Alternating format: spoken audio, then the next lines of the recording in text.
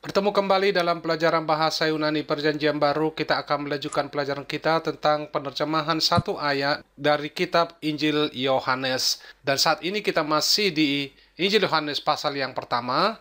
Dan ayat yang akan kita terjemahkan adalah Yohanes pasal yang pertama ayat yang ke-47.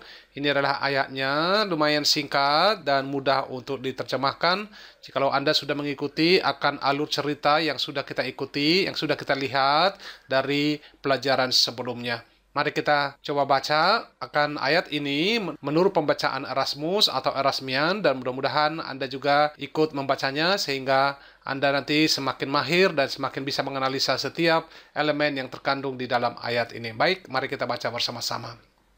Kita mulai dari awal.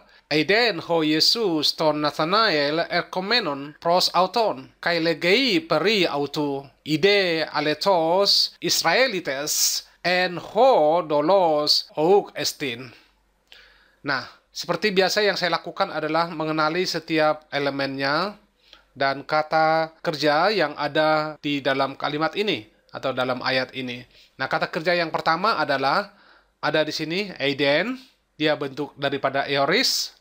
Kemudian ada bentuk participle erkomenon, dan ada bentuk present biasa legei, dan ada imperatif di sini yang sudah pernah kita temukan dalam terjemahan di ayat sebelumnya, dan yang kemudian ada di sini estin. Nah, inilah kata kerja yang perlu kita lihat akan konjugasi atau passingnya untuk mempermudah kita nantinya bisa menerjemahkan ayat ini. Yang pertama yang perlu kita lihat adalah eiden. Eiden itu second aorist active indicative, first singular horao, I saw, saya melihat. Kemudian ada erkomenon dari present middle participle accusative masculine singular dari erkomai, yang artinya adalah coming atau datang. Dan berikutnya ada legei, dia sudah umum dan sering kita temukan. Dia adalah present active indicative third singular dari legei, he says, dia berkata. Dan berikutnya ada kata ide, dia adalah second aorist active imperative second singular horao, artinya behold atau see atau lihatlah. Dan yang terakhir ini adalah kata yang sangat umum dan sangat sering kita lihat di dalam pasal yang pertama Injil Yohanes. Dia adalah estin, present indicative third singular dari kata emi, yang artinya he is, dia adalah.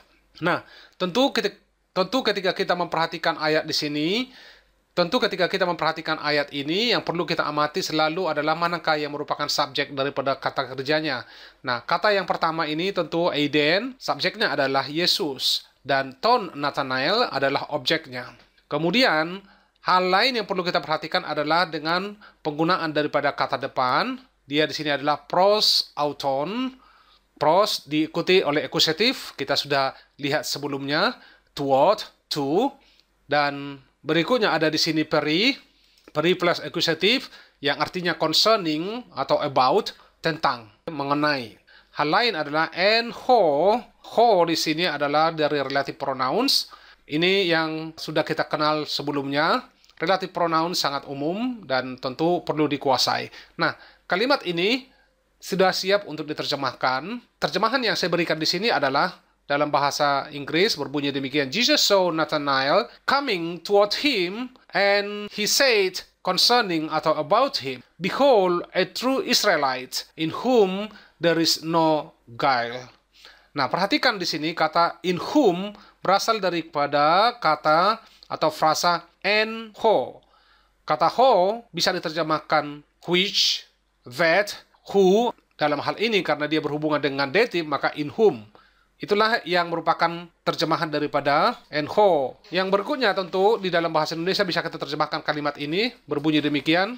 Yesus melihat Nathanael datang kepadanya dan dia berkata mengenainya atau tentangnya, lihatlah seorang Israel sejati, di dalamnya tidak ada tipu muslihat atau tipu daya. Inilah sebenarnya kalimat yang sederhana yang mudah untuk dipahami. Dan mudah-mudahan terjemahan ini bisa dimengerti dan bisa menolong untuk bisa memahami lebih dalam nantinya apa maksud daripada ayat ini.